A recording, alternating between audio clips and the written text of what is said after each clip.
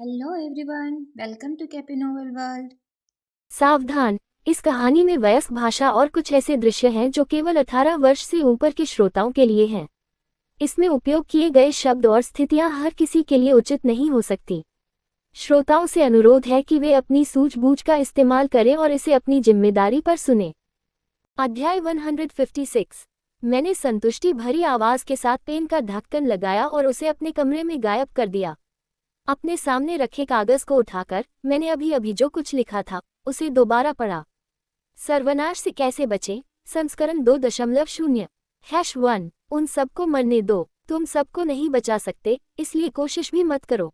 #2। अच्छी बाड़ बनाओ, अच्छी बाड़ अच्छे पड़ोसी बनाती है, खासकर तब जब आपके पड़ोसी ज़ॉम्बी हों। #3। संचार के मजबूत साधन बनाएं। घर पर फोन कर पाना हमेशा जरूरी होता है।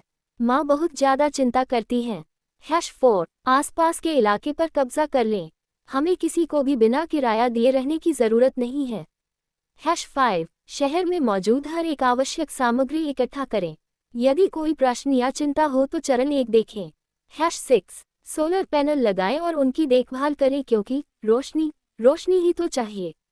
#7। सामान रखने के लिए एक निर्धारित क्षेत्र बनाएं। एक एक व्यक्ति को प्रभारी बनाएं। उन्हें याद दिलाएं कि अगर उन्होंने कोई गलती की तो उनका अंजाम मौत ही होगा। सच में, मैं उन पर लीयूवेई को छोड़ दूंगा। #8। निर्धारित टीमें शुरू करें। #9। क्या मैंने आपूर्ति का जिक्र किया था? हमें निश्चित रूप से और अधिक आपूर्ति की आवश्यकता है। #10। सिटी जे में मौजूद हर एक ज़ॉम्बी का सफाया कर दो। #11। शहर जे का नाम बदलकर एलिसियन सिटी कर दें। अपनी सूची से संतुष्ट होकर मैंने एक नीला मार्कर निकाला और हर एक के नीचे नोट्स लिखने लगा। अभी मैं जितनी ज्यादा जानकारी जुटा लूंगा, कल उतना ही आसान होगा जब मैं सबको अपनी मर्जी के मुताबिक काम करने के लिए कहूंगा। मतलब, जब मैं सबको मदद करने के लिए कहूंगा। हाँ, यह ज्यादा अच्छा लग रहा है। मैं अपने विचारों में पूरी तरह खोई हुई थी, तभी दरवाजे पर दस्तक सुनकर मैं चौंक गई।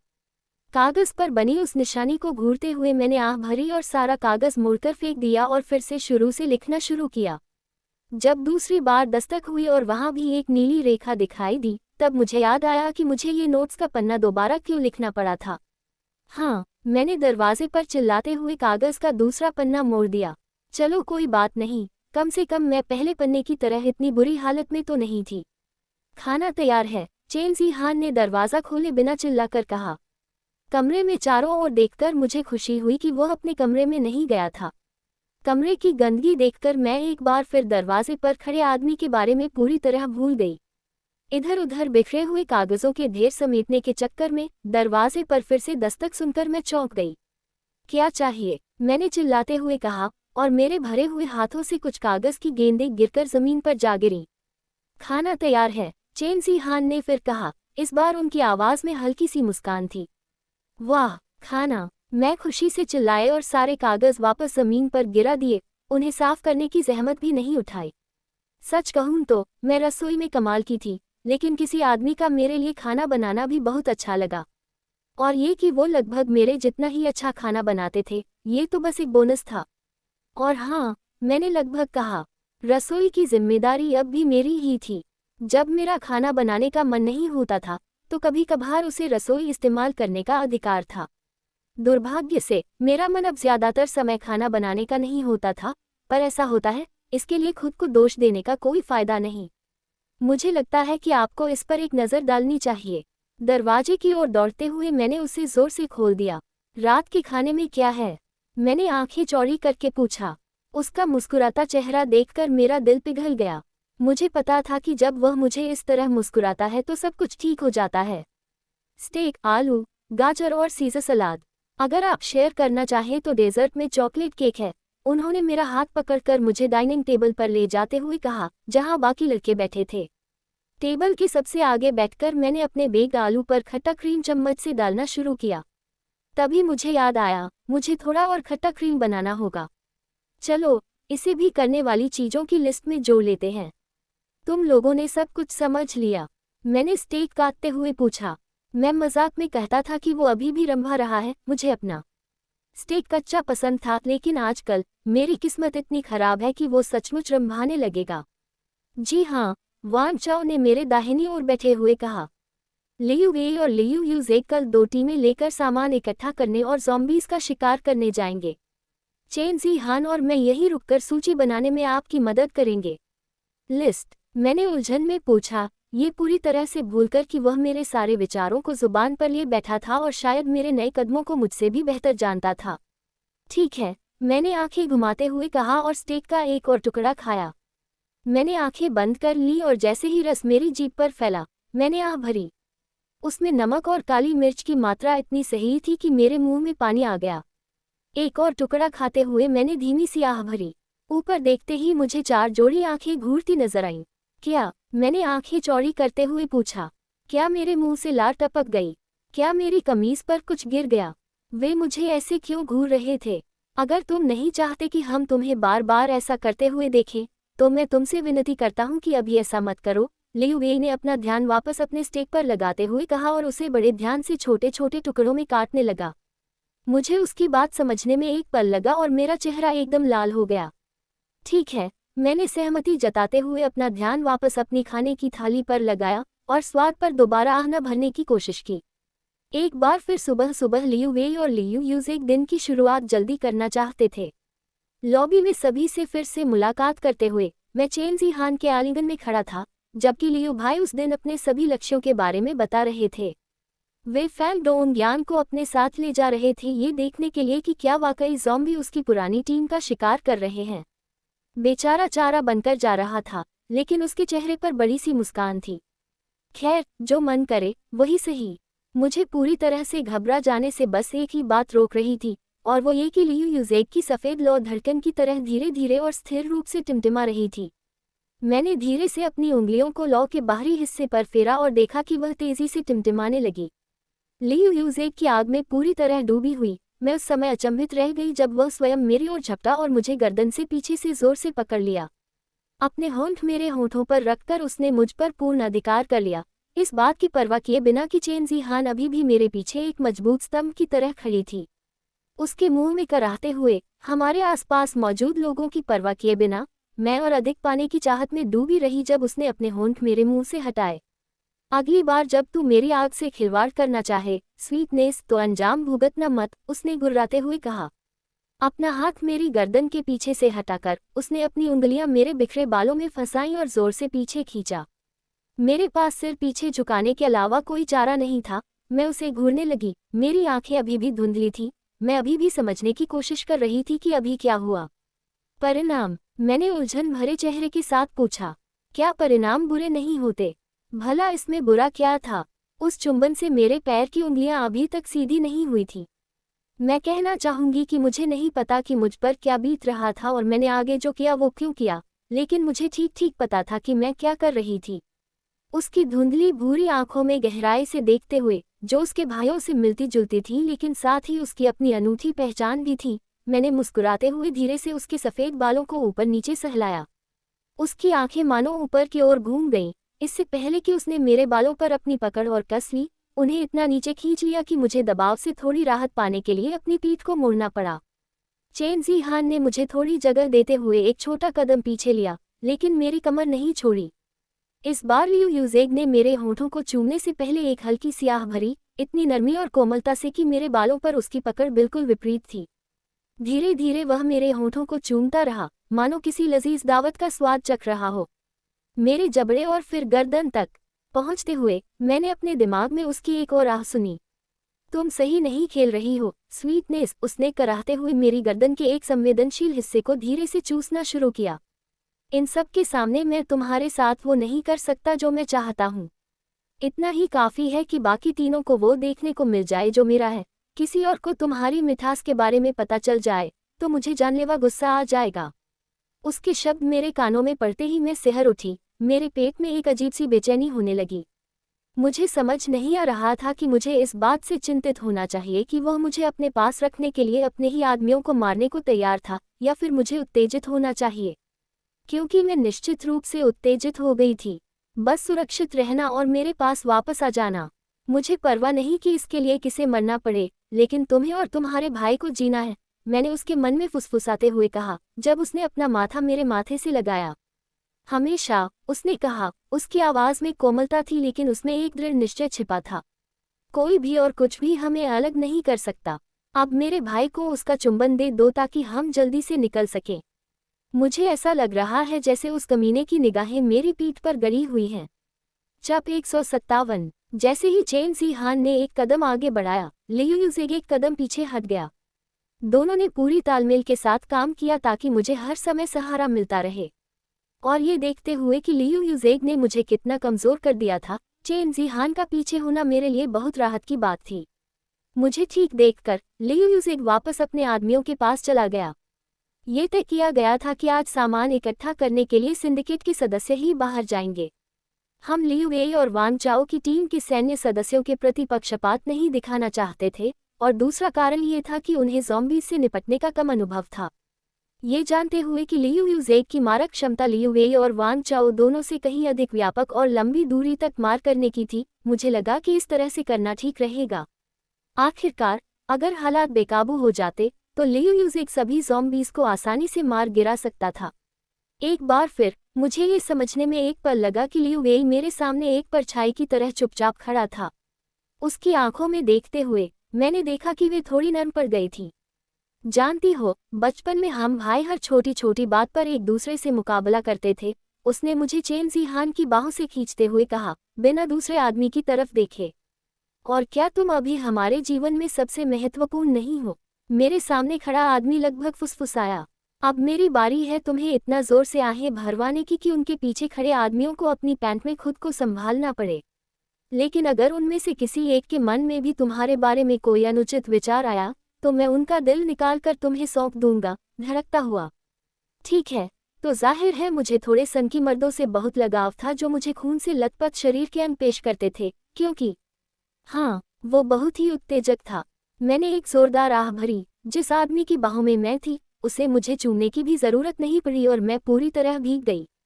उसे बस मेरे कान में फुसफुसाना था और मैं पिघलने को तैयार थी। मेरे कान से शुरू करके, उसने मेरी गर्दन की नब्ज को चाटते और काटते हुए ऊपर की ओर बढ़ते हुए मेरे जबड़े तक पहुंचा और आखिर में मेरे होंठों तक।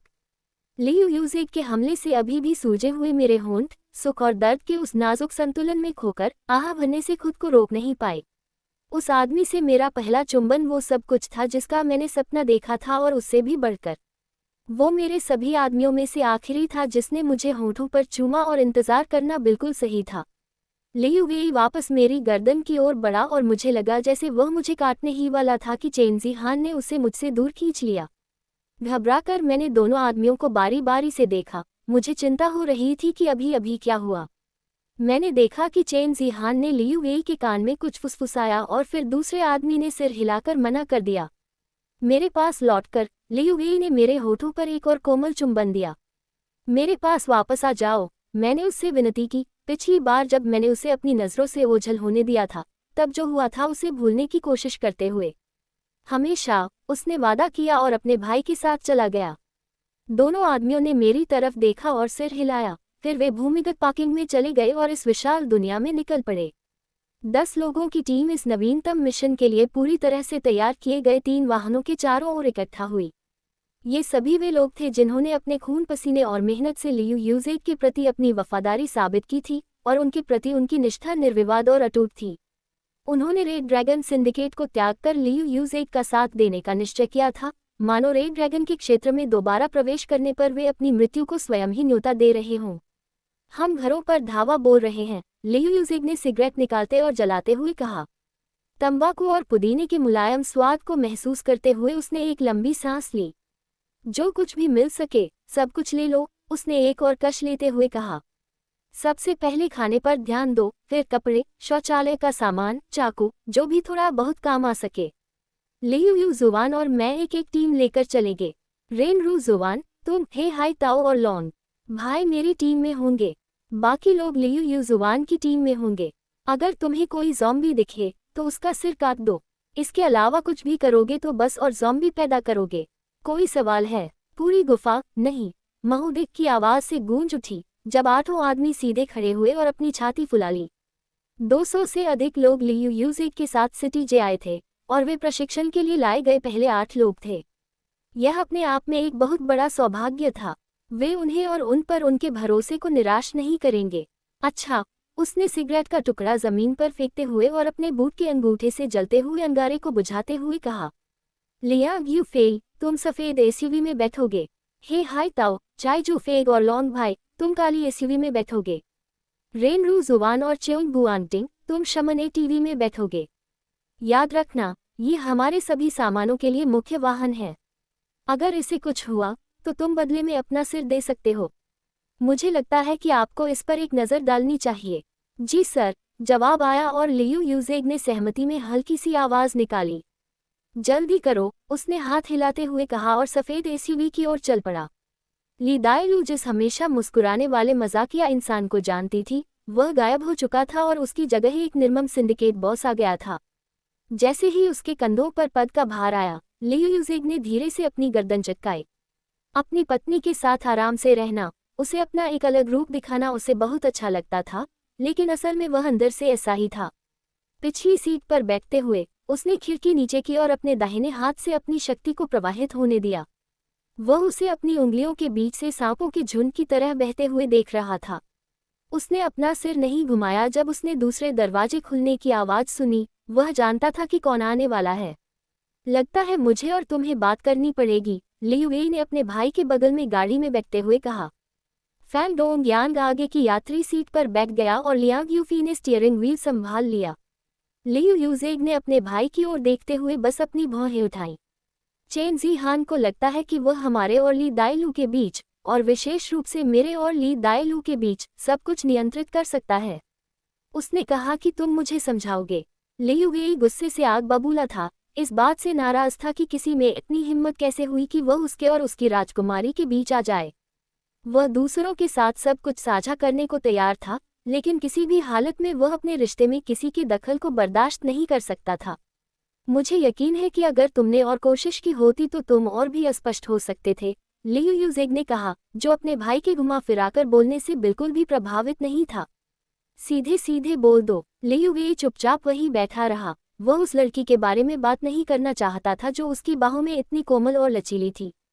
फिर भी चेन जी हान जिद कर रहा था कि वह अपने भाई से बात करे।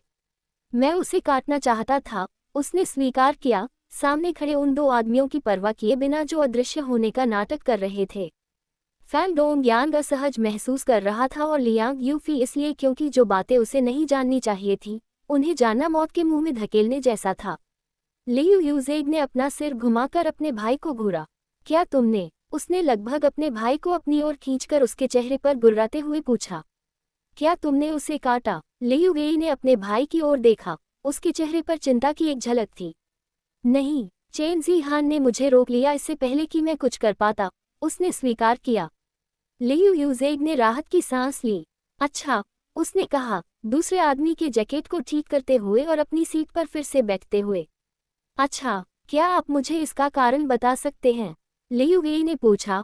उसे समझ नहीं आ रहा था कि आखिर हो क्या रहा है, लेकिन चेन जी हान और लियू यूजेग दोनों की प्रतिक्रियाओं से ऐसा लग रहा था कि वे कुछ ऐसा जानते हैं जो उसे और वान चाओ को नहीं पता।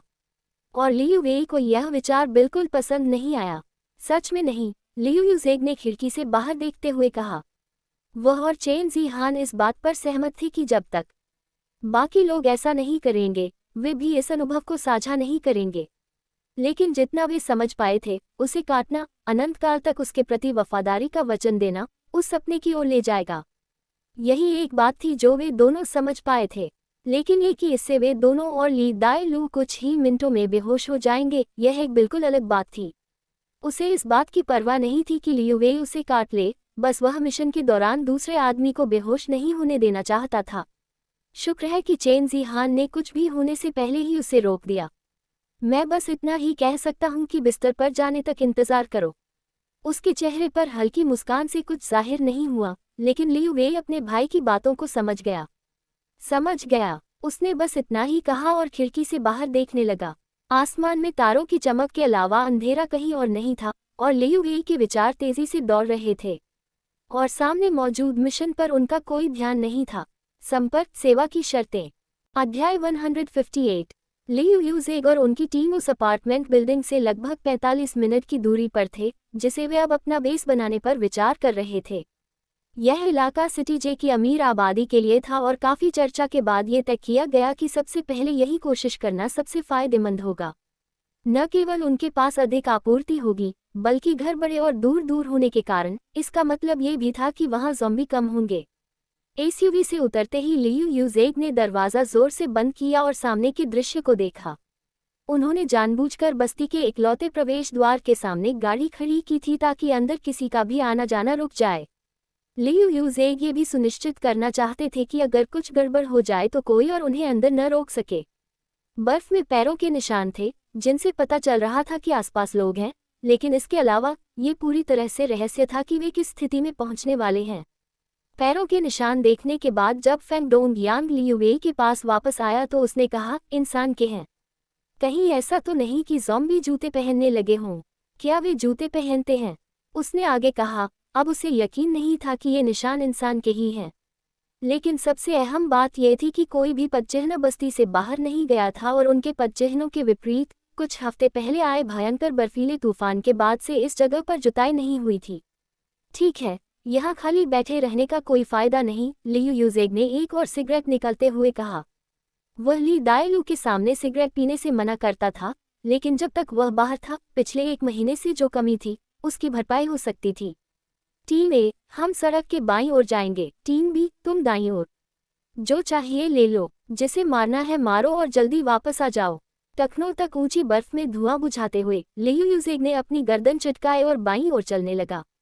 उसके मन में एक कोमल आवाज आई, देखो, क्या तुम गाड़ियों पर कोई जाल बिछा सकते हो? और इतना धूम्रपान करना बंद करो। मैं तुम्हें फेफड़ों के कैंसर से खोना नहीं चाहता। लियू यूजेग ली दायलू की बातों पर मुस्कुराया। शायद हर समय उसका उसके भीतर रहना दुनिया की सबसे अच्छी बात नहीं थी। अपनी बात वापस लो, उसने झल्लाकर कहा और वह लगभग उसे जीभ निकालते हुए देख सकता था। तुम्हारा साथ हमेशा मेरे लिए सबसे बड़ी खुशी है, उसने गाड़ियां खड़ी करने की जगह पर वापस जाते हुए उसे आश्वस्त किया। मैं जाल कैसे बिछा सकता हूँ, इस बारे में कोई सुझाव है? उसने एसयूवी गाड़ियों के चारों ओर देखते हुए पूछा। उसकी बात में दम था। अगर कोई उन घरों में से किसी एक से उन्हें देख रहा होता, तो वे शायद चालू गाड़ियों में से एक लेकर यहाँ से भागने की कोशिश करते। अगर हालात उल्टे होते, तो वह भी यही करता। देखो, क्या तुम अपनी कुछ शक्ति हैंडल पर छोड़ सकते हो? इतनी नहीं कि तुम्हारी सारी शक्ति खत्म हो जाए, लेकिन इतनी कि जो भी हमसे चोरी करने की कोशिश करे, उसे मार सको। बहुत बढ़िया विचार है, उसने मन ही मन सोचा और ड्राइवर की तरफ के हैंडल को घूरने लगा। लेकिन मैं इसे असल में कैसे इस्तेमाल करूं? अपना हाथ हैंडल पर रखो और कल्पना करो कि तुम्हारी धुंध का एक बहुत छोटा सा हिस्सा उससे चिपक रहा है। ज्यादा मात्रा की जरूरत नहीं है, जहर की थोड़ी सी भी झलक वांछित प्रभाव डालेगी। उसकी बात को दोहराते हुए उसने धीरे से दस्ताने पहने हुए 2 उंगलियां सफेद एसयूवी के हैंडल पर रखी और कल्पना की कि एक छोटा काला सांप उसके चारों ओर लिपट रहा है। जब उसने पहले वाहन के हैंडल पर यह काम पूरा कर लिया, तो उसने चारों दरवाजों के हैंडल पर भी यही प्रक्रिया दोहराए और यहाँ तक कि ट्रंक के हैंडल पर भी एक छोटा सा सांप बांध दिया ताकि कोई भी वहां से अंदर न घुस सके। उसे जरा भी थकान महसूस नहीं हुई, इसलिए उसने बाकी एसयूवी और एटीवी पर भी यही काम जारी रखा, ये सुनिश्चित करते हुए कि सब कुछ इतना सुरक्षित हो जाए कि उन्हें अपने सामान की सुरक्षा के लिए किसी गार्ड को पीछे छोड़ने की जरूरत न पड़े। धन्यवाद, स्वीटनेस, उसने आखिरी वाले खत्म करने के बाद कहा। तुम्हें मेरा सामान मिल रहा है, जाहिर है मैं तुम्हें इसे किसी और के हाथों खोने नहीं दूंगी, उसने मुस्कुराते हुए कहा।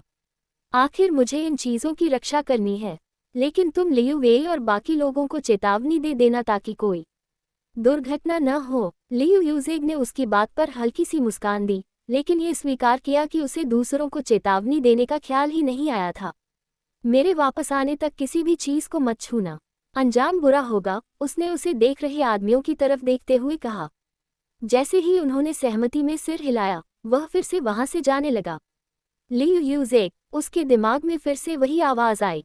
हाँ, उसने पूछा। उसे समझ नहीं आ रहा था कि वह आगे क्या करने को कहेगी। सुरक्षित रहना और मेरे पास घर लौट आना।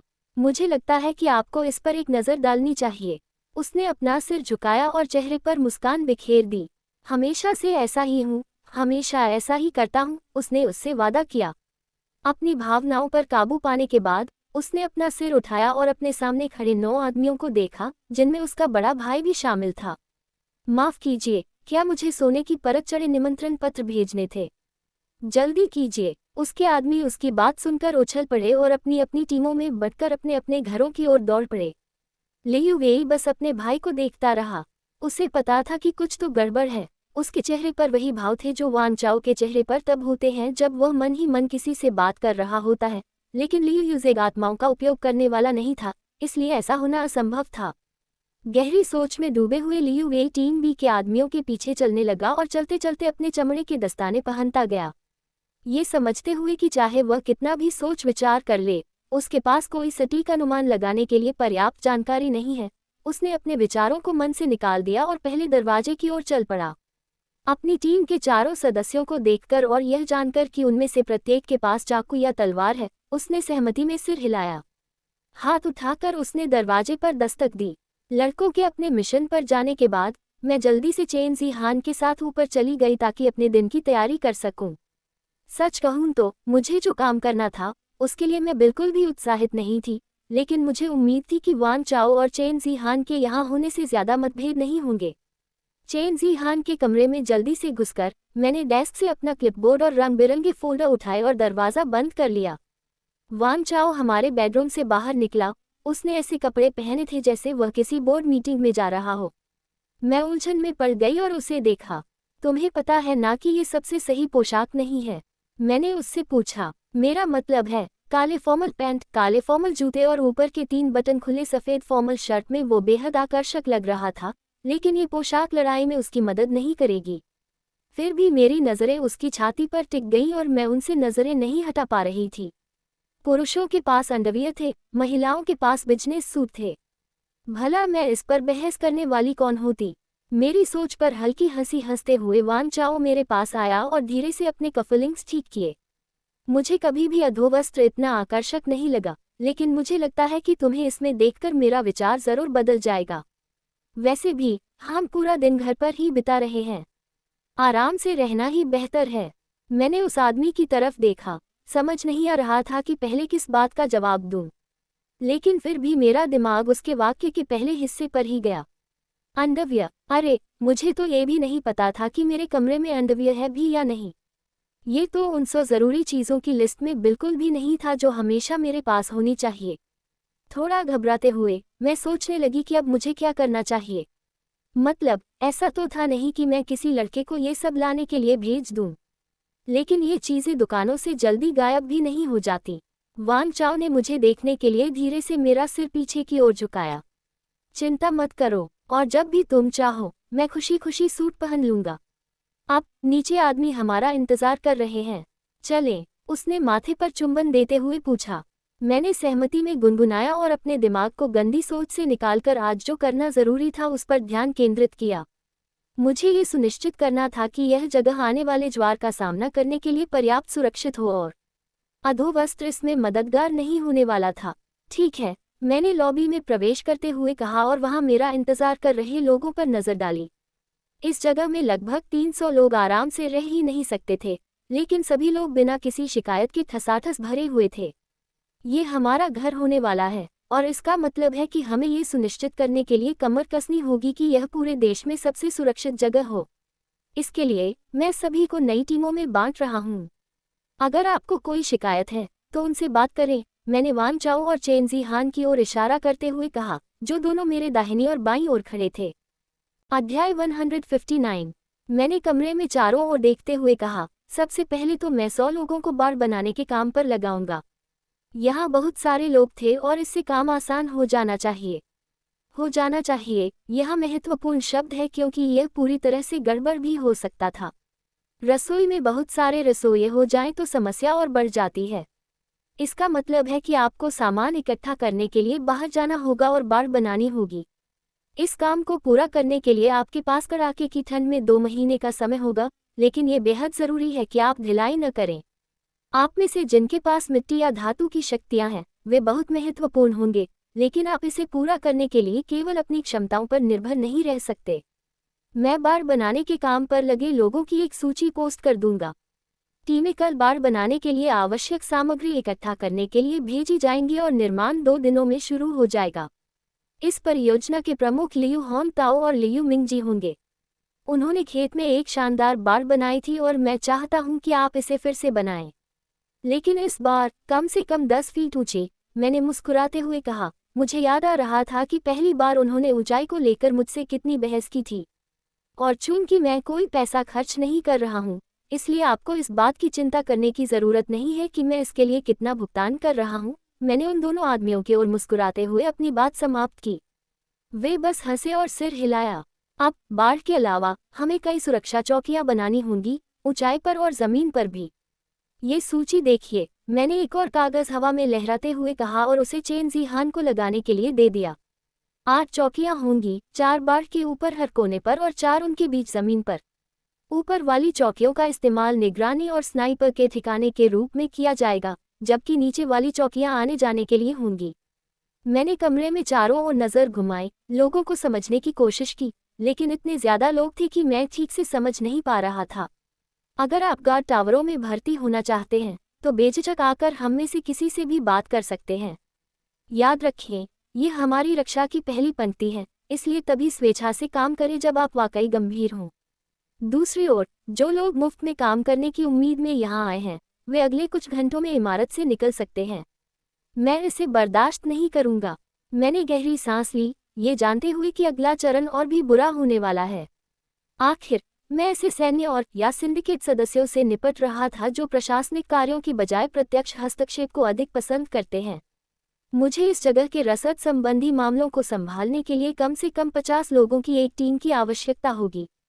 इसमें बाहरी लोगों से निपटना, हमारी सभी आपूर्ति का रिकॉर्ड रखना और परिसर के दैनिक संचालन को संभालना शामिल है।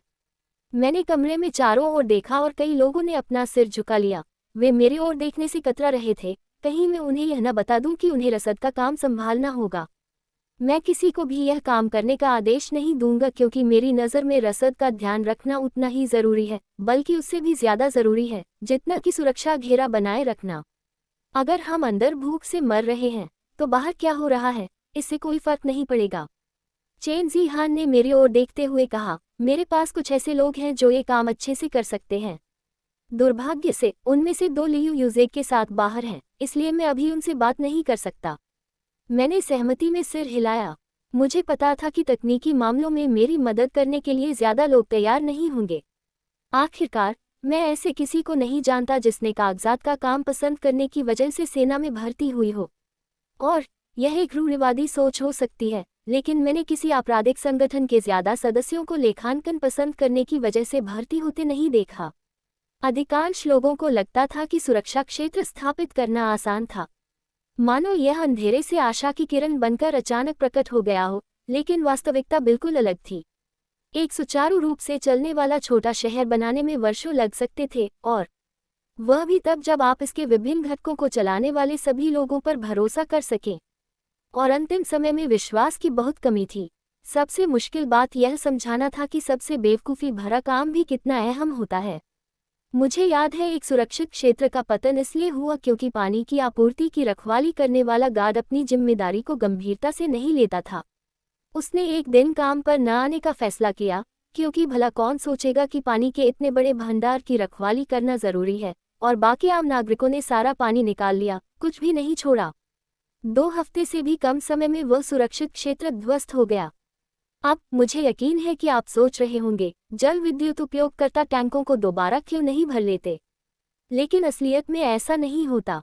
इसका सीधा सा जवाब ये था कि वे उतना पानी सप्लाई नहीं कर सकते थे, लेकिन विस्तृत जवाब कहीं अधिक तकनीकी था। मुझे लगता है कि आपको इस पर एक नज़र डालनी चाहिए। एक औसत जल उपयोगकर्ता प्रतिदिन लगभग 1 गैलन 4 लीटर पानी का उपयोग करता है। वहीं एक औसत ओलंपिक पूल में लगभग 660,000 गैलन 25 लाख लीटर पानी ही समा सकता है। इसलिए इतने बड़े पूल को भरने और उसकी देखभाल करने के लिए पर्याप्त जल उपयोगकर्ताओं की आवश्यकता होगी।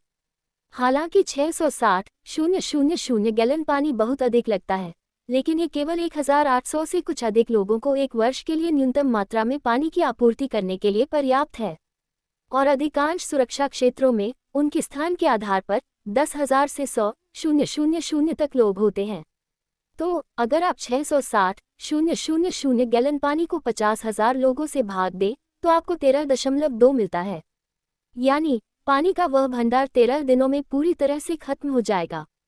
और जब तक 660,000 पानी के उपयोगकर्ता न हो, तब तक आप उस पानी को समय पर वापस नहीं ला सकते। मैं खुशकिस्मत था कि हमारे पास सिर्फ 300 से कुछ ज्यादा लोग थे, लगभग 310। इसका मतलब है कि इस इमारत के लिए मुझे साल भर में सिर्फ 127,750 गैलन पानी की जरूरत थी। और यह हिसाब तभी सही बैठता जब हम और लोगों को भर्ती न करते। साथ ही इतने पानी को खराब होने से बचाने का तरीका भी एक चुनौती थी, क्योंकि हाँ, पानी लंबे समय तक रखे रहने पर खराब हो सकता है, लेकिन ये सब तो अलग बात है। मेरा कहने का मतलब ये था कि सुरक्षित क्षेत्र में कोई भी काम मामूली नहीं होता, खासकर जब आप शुरुआत कर रहे हों। अरे यार, मुझे याद आया कि मेरे पास तो भरने के लिए ओलंपिक साइज का स्विमिंग पूल भी नहीं है, नहीं पानी जमा करने के लिए डिब्बे। शायद मुझे बारिश का पानी इकट्ठा करने वाले बैरल लेने के बारे में सोचना चाहिए। धत तेरे की, मुझे ये भी लिस्ट में जोड़ना पड़ेगा। कुछ देर चुप रहने के बाद वान चाओ ने पूछा, क्या हम नल का पानी इस्तेमाल नहीं कर सकते? आखिर पानी में वायरस तो होते नहीं हैं? मैंने इस सवाल पर उपहास किया।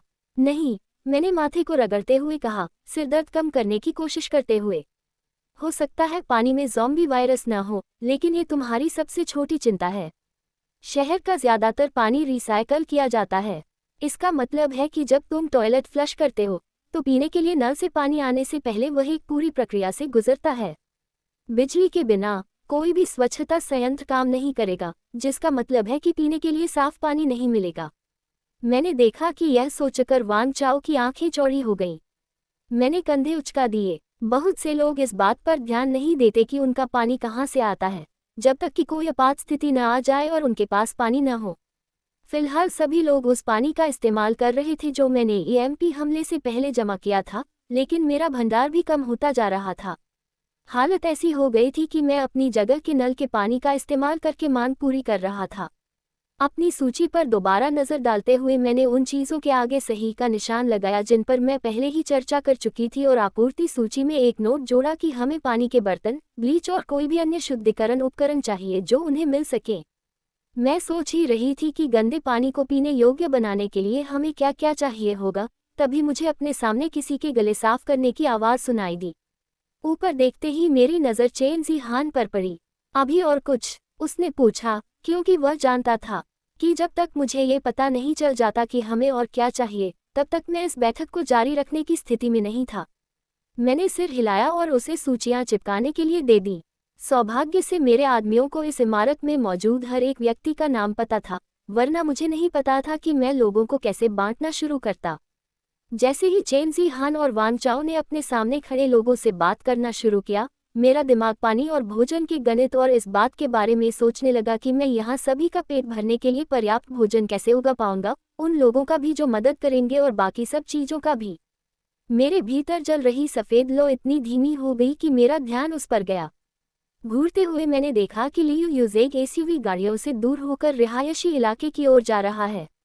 देखो, क्या तुम गाड़ी पर कोई जाल बिछा सकते हो? मैंने उससे कहा, उम्मीद थी कि वह मुझे सुन लेगा।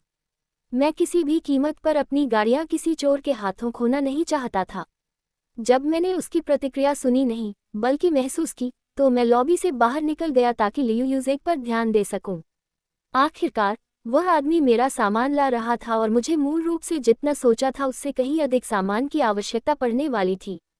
अध्याय 160। मैं चेन ज़ी हान के कमरे में वापस आ गया था, जिसे मैं अब प्यार से अपनी गुफा कहने लगा था, और अपनी ज़रूरत की हर चीज़ की मात्रा का हिसाब लगाने की कोशिश कर रहा था।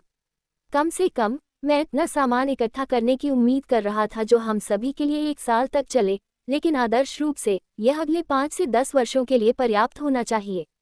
और सच कहूँ तो ये बहुत सारा सामान था, लेकिन सिरदर्द मात्रा से नहीं, बल्कि गणित से हो रहा था। उदाहरण के लिए, एक व्यक्ति को साल भर में 6 टूथपेस्ट और 4 टूथब्रश की ज़रूरत होती है।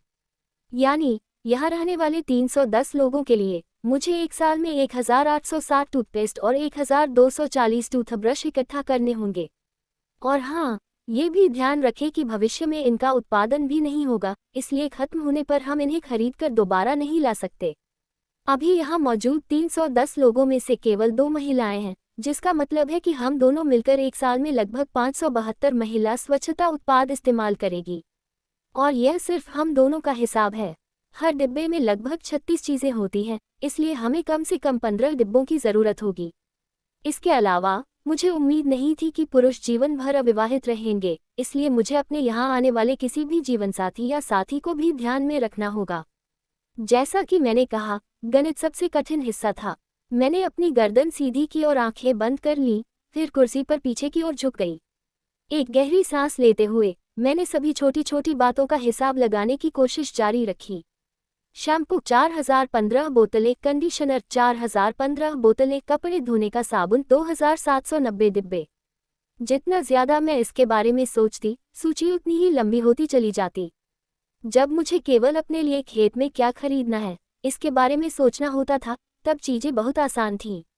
आह भरते हुए मैंने पूरा चॉकलेट केक निकाला और उसे अपने बगल में डेस्क पर रख दिया।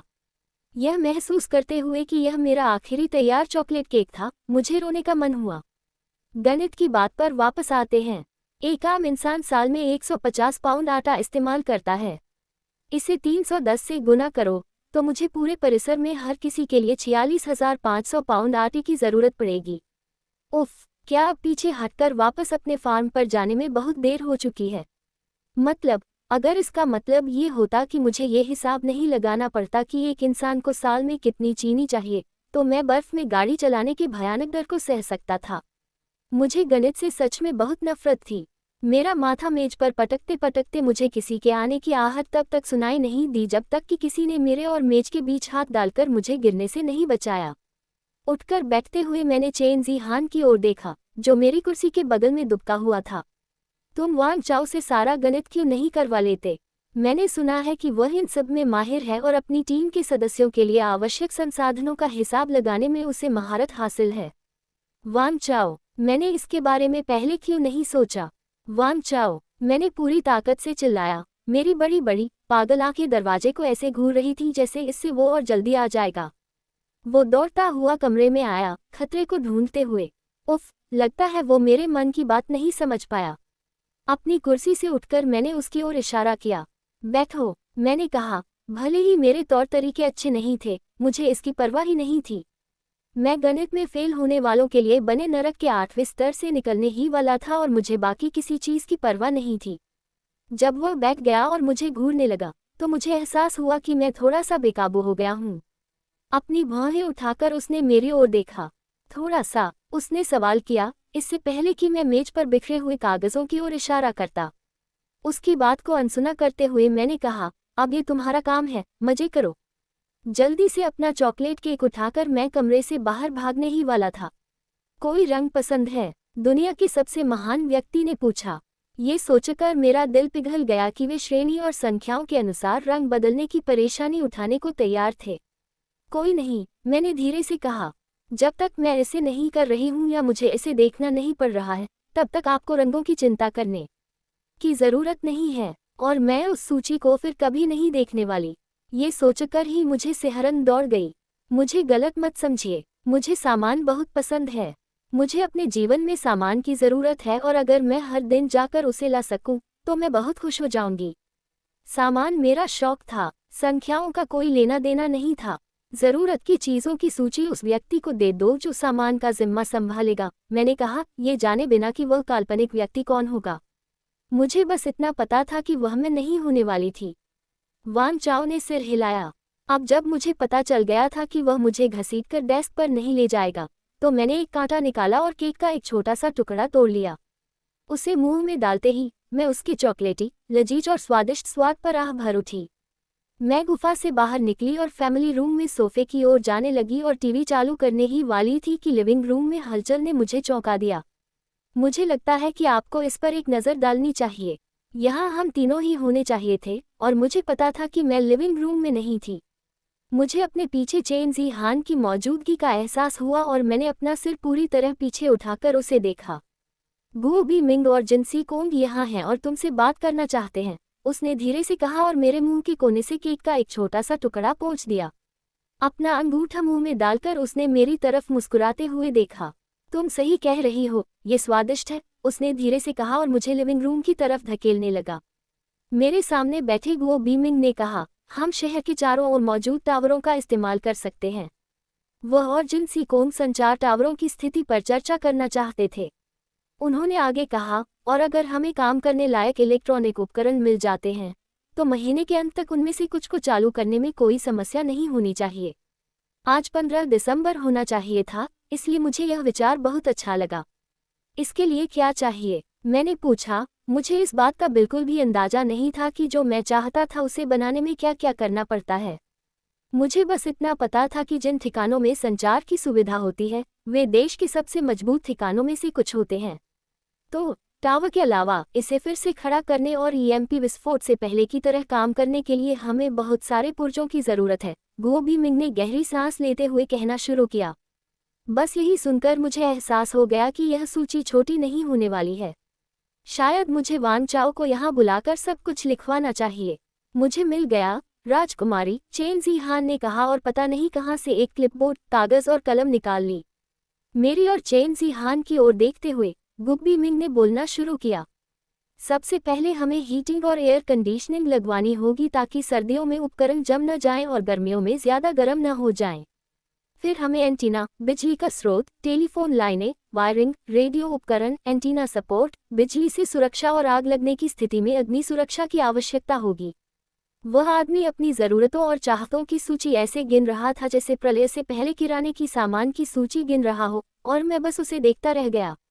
जब वह सांस लेने के लिए रुका तो मैंने अपना हाथ उठाया। आपको कम से कम क्या चाहिए? मैंने पूछा। दुनिया के अंत से पहले लगभग हर इलेक्ट्रॉनिक चीज़ खरीद ली थी, लेकिन मुझे भी नहीं पता था कि मेरे पास उसकी ज़रूरत की चीज़ें होंगी या नहीं। मुझे पूरा यकीन था कि जिन कंप्यूटर की दुकानों में मैं खरीदारी करने जाता था वहाँ टेलीफोन लाइनें नहीं बिकती थीं। उन्होंने कहा, बिजली स्रोत और रेडियो उपकरण, कम से कम इतना तो होना ही चाहिए। ठीक है, मैंने सिर हिलाते हुए कहा। मेरा मानना है कि सौर पैनल और बैटरी बिजली के स्रोत के लिए ठीक रहेंगे। गो बी मिंग ने सिर हिलाया। मुझे रेडियो उपकरण के बारे में कुछ नहीं पता।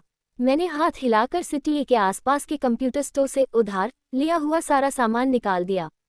कमरे में डिब्बों के ढेर लगे थे, यहाँ तक कि हिलना डुलना भी मुश्किल हो रहा था। ओह! गो बी मिंग और जिनसी कोंग ने पेंटहाउस में चारों ओर देखा और फिर मेरी ओर देखा, जिससे कुछ पल के लिए सन्नाटा छा गया। मैंने शर्माते हुए मुस्कुराया। क्या इतना काफ़ी होगा? मैंने पूछा, हालांकि मुझे खुद भी यकीन नहीं था कि मैंने उन्हें वो सब दिया है जिसकी उन्हें ज़रूरत है। उनके गोदामों से सामान लेते समय मैंने डिब्बों को खोलने की जहमत ही नहीं उठाई थी, इसीलिए वहाँ डिब्बों के इतने ढेर लगे हुए थे। होना तो चाहिए, गो बी मिंग ने कहा, लेकिन सब कुछ जांचने और सुनिश्चित करने में हमें कुछ दिनों से ज़्यादा समय लगेगा। मैंने सहमति में सिर हिलाया। लेकिन मुझसे बेहतर तो वो ही हैं। हमें टावरों के शीर्ष के लिए सफ़ेद, लाल और नीली रंग की चालू बत्तियों की भी आवश्यकता होगी। फिलहाल जो बत्तियां वहां लगी हैं वे नष्ट हो चुकी हैं। मेरी स्टोरी सुनने के लिए आप सभी का धन्यवाद। अगर मेरी स्टोरी पसंद आती है तो मेरे चैनल को सब्सक्राइब करें।